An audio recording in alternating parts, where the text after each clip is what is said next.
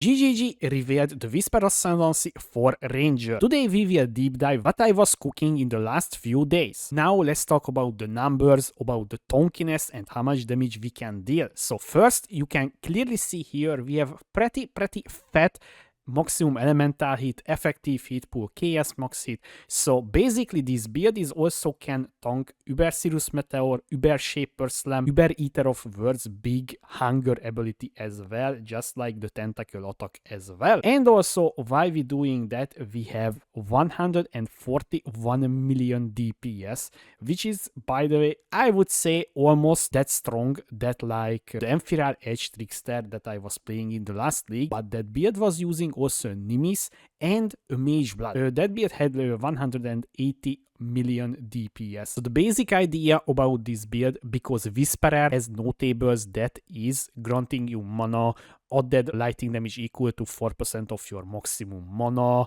and also the spell damage applies 150% of their value to the attacks as well. So we were building around that one, and because of that we need to become attack monostacker melee character as well at the same time. And the best way to scale our damage and to utilize this Your Mind is Destroyed notable, we will need tons of spell damage. The easiest way to get spell damage for attack build is using the Indigan, so 25% spell damage for each 200 total mana you have spent recently, up to 2k. This can give us 2k% increase spell damage. As you can clearly see, if I removing my helmet, we will lose 90% of our damage.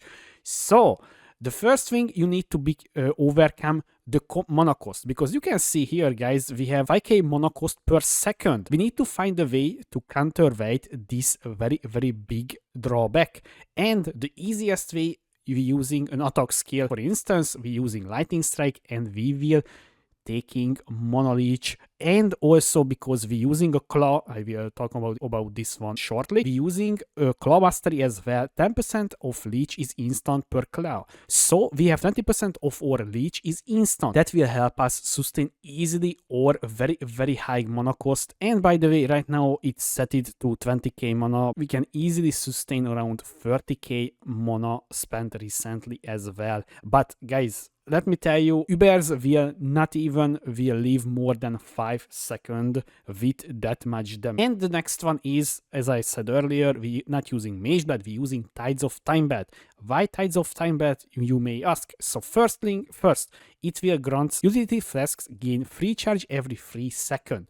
With that one, we can easily reach 100% uptime on our flasks, and also the flask will give us pretty significant maximum elemental resistance as well, and also helping us to cap our resistance, because in this build very hard to get mana, life, dexterity and suppression as well at the same time, and also resistance and also chaos resistance. That would be a very hard thing to achieve without Tides of Time Bat. So this is why we using this one. How we can sustain our flasks? So first things, as I said, Tides of Time Bat, and also we will getting from our body armor flask gain a charge every 3 seconds, so 4 charge every 3 seconds, and also we boosting our flash charge gain with the natural remedies, and also we getting increased effect on this one. Why we stacking dexterity? You can see here we have almost 1.3k dexterity, because there is a node +1 maximum mana per dexterity, and this is 1.3k mana just like that from our dexterity. Also our dexterity is giving us evasion rating, and also granting us hit chance, and also granting us evasion rating as well. Now let's talk about our weapon. Our weapon is a very weird one. So just look at this. We're using a Helion's Paw Claw with dexterity, attack speed, maximum mana and accuracy rating, and also we using the weapon enchantment as well, 6% attack speed from the Setters of Kalgur City Builder League mechanic.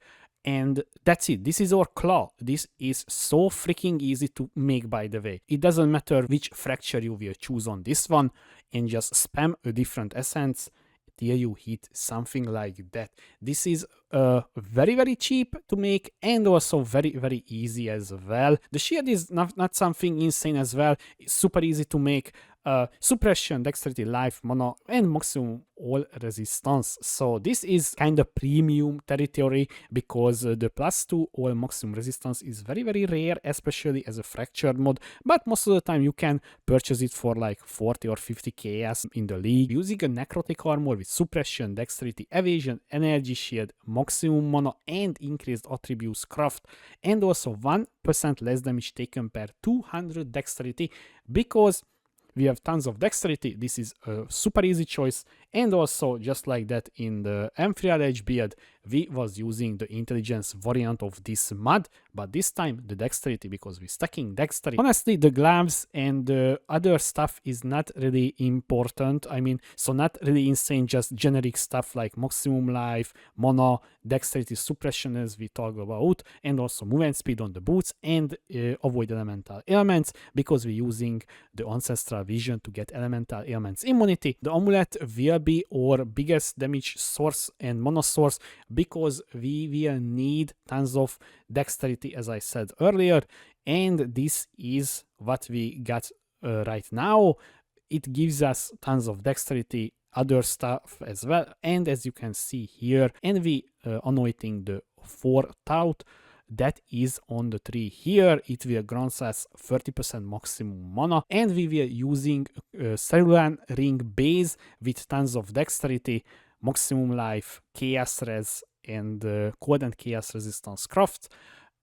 This is pretty hard to pull off, but with the harvest bench it's pretty doable, especially if you getting some sort of good fracture as well. But I'm not on keen for using a cellular ring base. We can just say we don't care about 10% mana, and we will use a very, very easy base such as like the amethyst ring. That is also pretty easy to make. I made in the Settlers of Cargo League a ring that was giving me around almost 80% chaos resistance alone from a single ring. Now let's talk about the accessibility about the build. So we need so many rare items at least, so we can craft that one. But the hard thing will be the Indigon helmet, because you know, maybe so many people will want that. So this is why I'm not planning to league start with this, because as we was talking about, if we're removing the helmet, we were losing 90% of our damage, and honestly I would not say this is pretty good with that much of investments to your gear, right? So this is why I think this character, it's more like a second character of event. Now let's talk about the tree a little bit. The tree is a very, very weird one. So the most thing, we stacking mana everywhere where we can, and dexterity that we can, and we taking obviously the point blank as well, because this is a projectile build and we were in melee range most of the time, and also we taking the full clawy with the attack speed, and as I mentioned earlier, the claw mastery as well for the instant leech, and we using a letter pride timeless javel to get double damage and also gain rage on melee hit. As you can see, we pathing towards here the mind over matter. This is a very, very strong node, especially when you have that much mana. And we were using a bunch of unique javels. The easiest one is the careful planning. It will grant us dexterity and intelligence from passive in radius transform to dexterity. This is not new at all, because we was using this as well for the Ethereal Edge character on this side. So this is why I was thinking, where can I put this one? And this is the best place to put the bad boy. And also we will use split personality. We use 2 of them with dexterity and maximum mana. So the thing is, this is why it looks like this the tree, because this is the longest way. This is how I'm draw with my cursor. This is 41 distance from the start, and also the other one, it's up here with 32, and I would say this too is very, very important as well, because as you can see here, 2 javel, 1k mana, I would say a very, very good deal. And also we're using Watcher Eye, gain percentage of maximum mana as maximum extra energy shield affected by clarity. I can see this can be expensive, but honestly this is just a little defensive upgrade, because Otherwise, you can clearly see we're not losing that much of effective HP. So I would say you can go without this, but if you have the money, then go for it.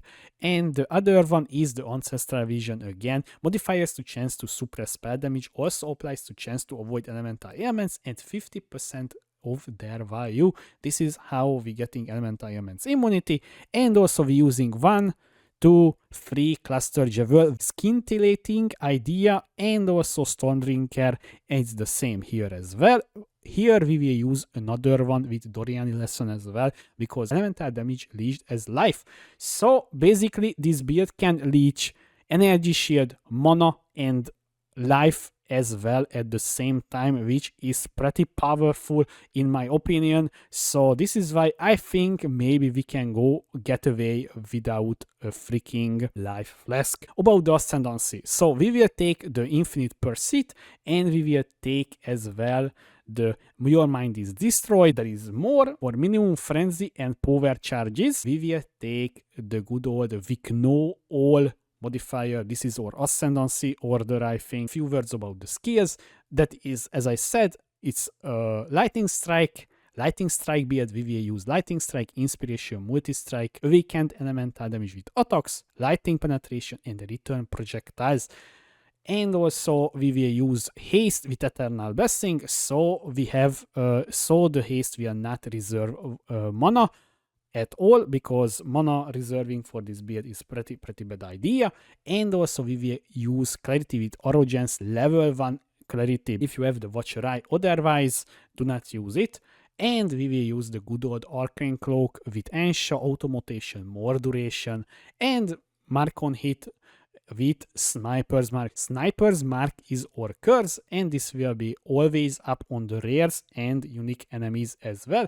And lastly, Sigil of Power for more damage, and also this will grant us less damage taken while at maximum stage. So this is super easy to just buff up, and that's it. I think this will be my second character, and I will reveal soon what I will start with the event.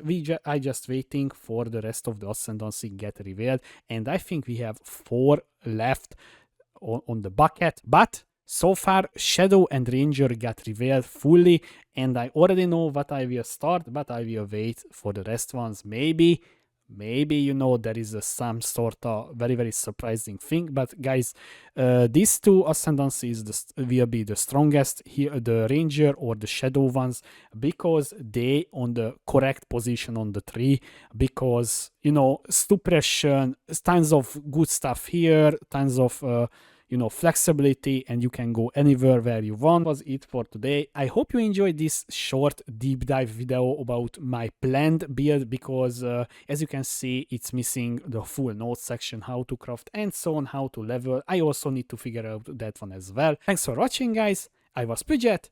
See you next time.